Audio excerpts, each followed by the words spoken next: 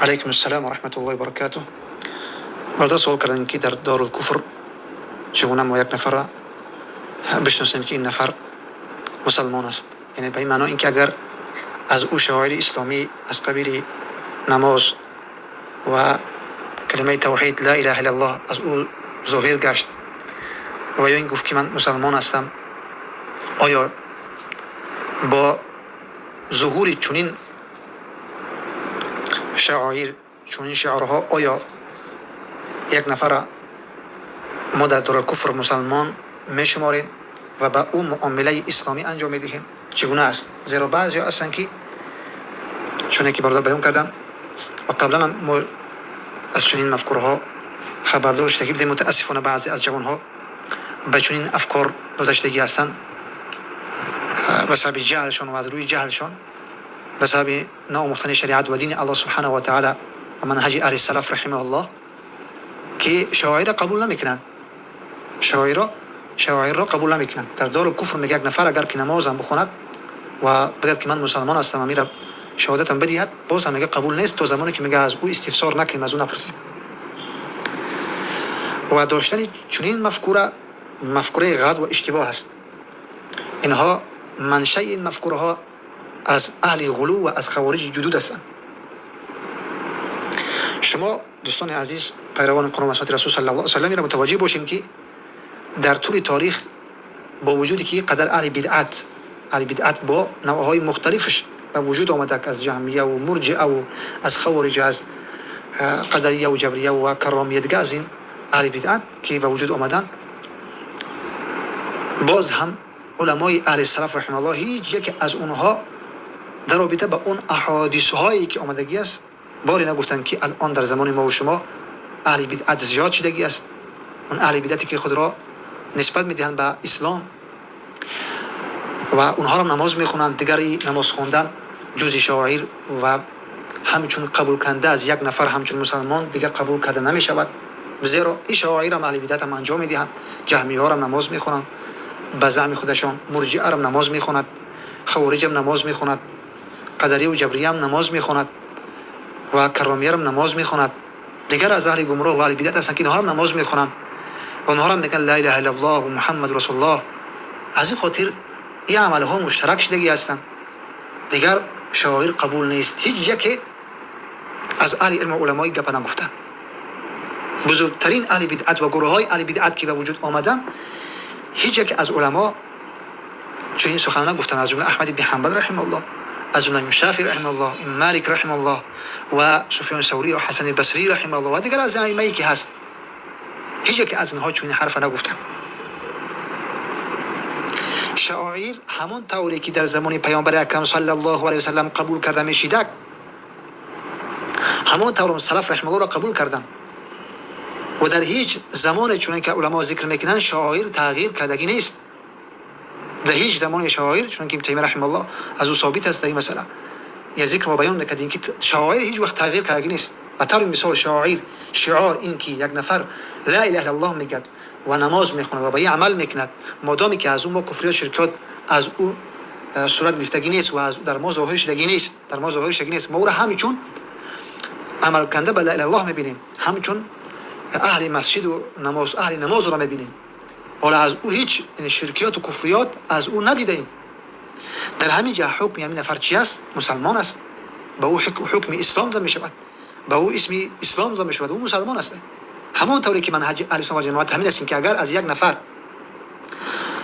شرک اکبر و کفر اکبر واضح از او صورت گرفته، حکم به شرک میشود، یعنی اسم شرک میگیرد. همین طور هم در نزد اهل سنت و جماعت اسلام به ظاهر است. اگر که وقتی که از او اسلام صورت گرفته و اسلام ظاهر شده، آشکار شده، پس حکمی مادامی که از او شرک اکبر و کفر اکبر واضح ندیدیم، پس این نفر حکمش مسلمان است.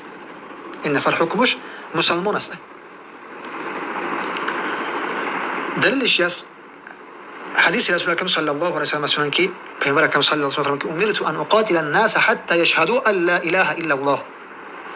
رسول اکرم صلی الله علیه و سلم فرمود من امر شدم که با مردم بجنگم تا اینکه لا اله الا الله بگن و همچنین شهادت بدن که من محمد رسول الله هستم، به این شهادت بدهند و یقیم الصلاة و یؤتوا الزکات و نماز برپا بدونن و زکات بدهند.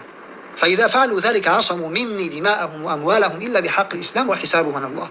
وقتی که نمی شعائر انجام دادن دیگه اینها خون و مالشان از جانب ما در امن است، در حفاظت است، مگر به حق اسلام. پس ببین این حدیث خودش بیان عقیده اهل سنت و جماعت به وضاحت بیانگر است که وقتی که یک نفر از اون همین عملها صورت گرفتن، همین عملها انجام گرفتن، مادامی که از اون دیگه اون کفریات ندیدیم، شرکیات ندیدیم، حکم به اسلام میشه. و همچنین رسول اکرم صلی الله علیه و سلم میفرماد که من صلى صلاتنا واستقبل قبلتنا واكل ذبيحتنا فهو مسلم. کسی که نماز برپا داشته و کسی که از گوشت ما خورده و کسی که اگر به طرف قبله، یعنی که واستقبل قبلتنا، رو به طرف قبله کرد، یعنی که از اهل قبله باشد، پس این مسلمان است. پس در این حدیث و حدیثی که قبل از ذکر شده بیانگر این است که شاعر در نزد اهل سنت و جماعت که از قبیل نماز و کلمه شهادت و توحید، اینها از روی شاعر هستند و کسی که از او این عملها صورت گرفتند پس او حکم اسلام میگیرد. در رابطه با همین حدیث ها دو گروه از اهل بدعت به گمراهی واقع شدند، به گمراهی خیلی عمیق واقع شدند. یکی امی مرجئه و جهمیه هستند و گروه دیگر این خوارج و اهل غلو و خوارج جدود هستند.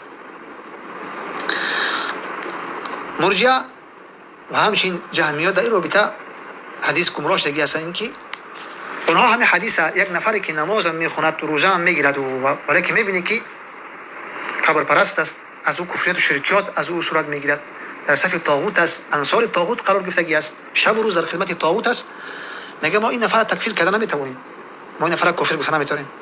وقتی که از او پرسیده میشود که برای چی، میگه چون این نفر لا اله الا الله میگه، نماز میخواند، میگه حج رفتگی است. مگر نفهمید حدیث پیامبر اکرم صلی الله علیه و سلم که من صلى صلاتنا واستقبل قبلتنا واكل ذبيحتنا فهو مسلم.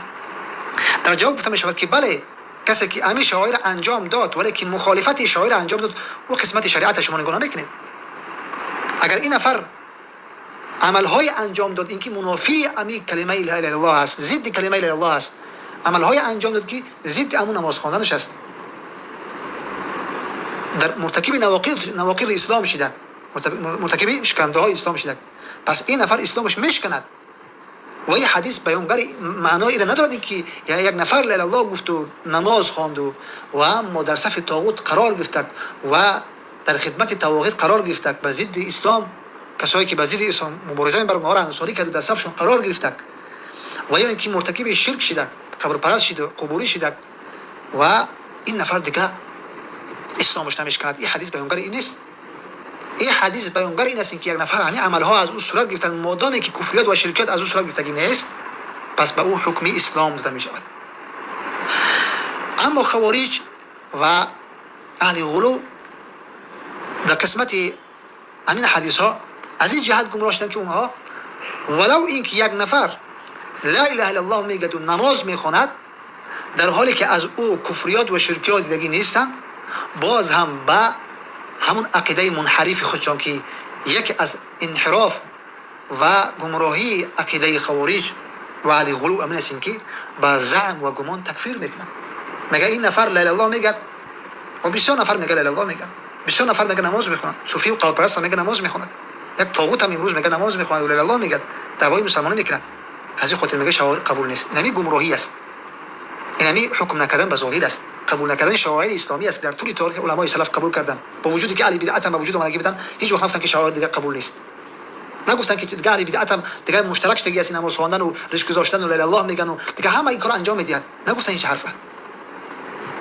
ما مکلف به این نیستیم که در قلب او چی است، در سینه او چی است، ما مکلف به همون ظاهر هستیم. مادامی که در ظاهری او اسلام دیده می شود، لا اله الا الله میگه و از او کفریات ندیدیم، حکم به اسلام میکنیم و به زعم و گمان تکفیر نمیکنیم که شاید این نفر معنای لا اله الا الله را نداند، رکنهای لا اله الا الله را نداند، شرطهای لا اله الا الله را نداند. شاید این نفر لا اله الا الله میگه که من مسلمان هستم، نماز نخواند. آیا اصل مگر در مسلمان گمان خیر نیست؟ آیا اصل این نیست که الله عزوجل ما را نهی میکرد از گمان بد کردن؟ آیا مگر اصل سلف رحمه الله در رابطه با برادر مسلمان خودش گمان خیر نمیکرد؟ صدها تا از سلف رحمه الله ثابت است که صدها میگد عذرها را برای یک برادر خودش پیشه میکردن از اینکه در گمان بد و در گمان نادرست در یک برادرش واقع بشه و با او گمان بد بکند. پس آیا او مستحق برای نیست که به یک برادر مسلمان که وقتی که لا اله الا الله میگه و نماز میخواند و میگه من مسلمان هستم با او گمان خیر کرده بشود؟ بله. پس وقتی که یک نفر از او کفریات و شرکیات از او صورت گرفتگی نیست، مادامی که اینها را انجام میدهد، ما مکلف به ظاهر هستیم، ما از قلب‌های او آگاه نیستیم. تا زمانی که چیزی از او بر ما رسیدگی نیست، آشکار شدگی نیست، مادامی که الله میگه نماز بخوان، حکم اسلام موجود میشود. این منهج و عقیده اهل سنت و جماعت است. در رابطه با دار، اول خوب توجه باشیم که دار چی وقت دار الکفر میشود و چی وقت دار الاسلام میشود.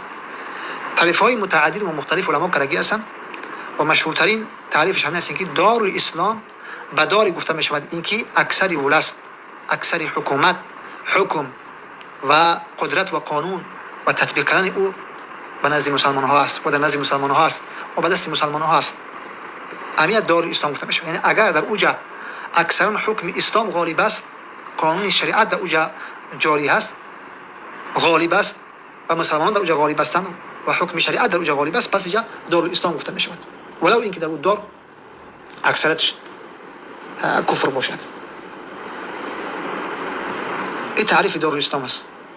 دار الکفر به چی گفته میشود؟ دار الکفر به دار گفته میشود اینکه در او دار حکم اهل شرک و اهل کفر در اوجا غالب است، به او دار الکفر گفته میشود.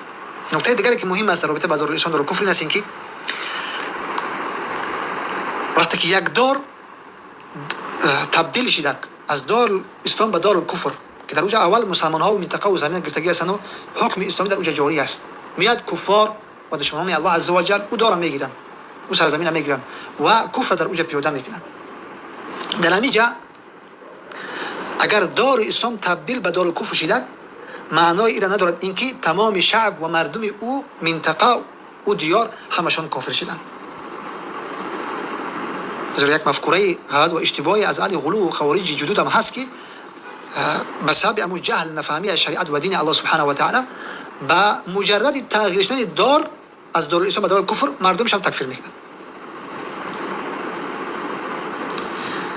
تغییر یافتن دار الاسلام به دار الکفر هیچ وقت با شعب و مردمش تعلق ندارد، ارتباط ندارد. یک حکومت آمد ارتدادی را قبول کرده، این ربط به مردم شعب ندارد تا زمانی که شعب و مردم این خودش قبول نکنند. اما این که شما میایید از شهادت کافر حجت میگیرید که ببینید انتخابات است 95% مردم همین انتخاب کردگی هستند، همین نظام قبول کردگی هستند، در جواب گفته میشود که اولا این انتخابات ها از شریعت و دین الله سبحانه و تعالی نیست. دوما این که شهادت کفار است. سوما این که گمان بد میشود. چگونه به شهادت کفار، به شهادت خود کفار که بر دروغ انتخاباتشون یعنی که به وقوع میپیوندند، به دروغ انتخابات ها میکنن، چگونه به شهادت یک تعداد از کفار یک جمعیت از مسلمان ها را تکفیر میکنی؟ یک مسلمان دو مسلمان، یک قریه و دو قریه نه، یک منطقه و دو منطقه نه، بلکه جمعی مسلمان ها و چندین میلیون مسلمان در اون منطقه اگر زندگی میکنن در اون دیار همش تکفیر میکنی. این بیانگر این است که این گونه انسان ها شریعت و دین الله عز و جل را نفهمیدن، زیرا اینها چه هستند؟ سفیه هستند، در اینها خیرات نیست، فهمی صحیح و درست از شریعت و دین الله عز و جل اینها دیده نمیشود. ببینید که بعضی وقتا به سبب گرفتن شهادتی کافر خودش حجت میگیرد و یک مسلمان نه بلکه میلیون ها مسلمان را تکفیر میگیرد. نسأل الله السلامت و العافیه. از این خاطر خوب متوجه باشیم که در نزد اهل سنت و جماعت شاعر قبول است، اسلام به ظاهر است و مادامی که در یک دار ولو اینکه دار قبلا دار اسلام به تبدیل به دار کفر شده، یعنی اوجا ولس کفار و منطقه را گرفتند و اکثر حکم در دست کفار است، باز هم شعب او مردمی او که قبل مسلمان بودن هیچ ارتباط ربطی به این شعب ندارد به تغییر خودن ولس و حکومت و الا مگر اینکه از افراد بر ما ظاهر شده که امی دار کفر و حکمش و حکم به غیر شریعت و دین الله که میشه در اوجا امر قبول دارد و اوضو طرفداری میکرد و پیروی از او و انصار و کمک میکنند. تو زمانی که از ما آشکار نشده، پس ما شعب و مردم حکم نمیکنیم و همچنین این حکم به سر اونها که قبلا مسلمان بودن باقی میماند تا زمانی که از اونها کفر اکبر و شرک اکبر ظاهر نگردد. این است.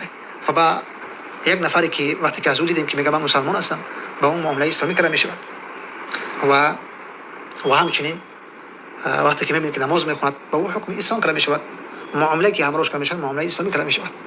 اگر همون نفر وفات کرد ما از او کفریات و شرکیات ندیدیم و از او مسلمان و نماز خواندن از این چیزا را دیدیم، پس او معامله اسلامی کرده می شود، با او جنازه کرده می شود و با اون غسل کرده می شود، جنازه کرده می شود، در قبرستان مسلمان ها دفن کرده می شود، میراثش تقسیم می شود، ارث می گیرد، یعنی که اهلش و کسانی که از او اهل ترکه و اهل میراث هستند. این است یعنی که آنچه که نزد اهل سنت و جماعت است. بارک الله فیکم. سبحانك اللهم و بحمدک اشهد ان لا اله الا انت استغفرک و اتوب الیک.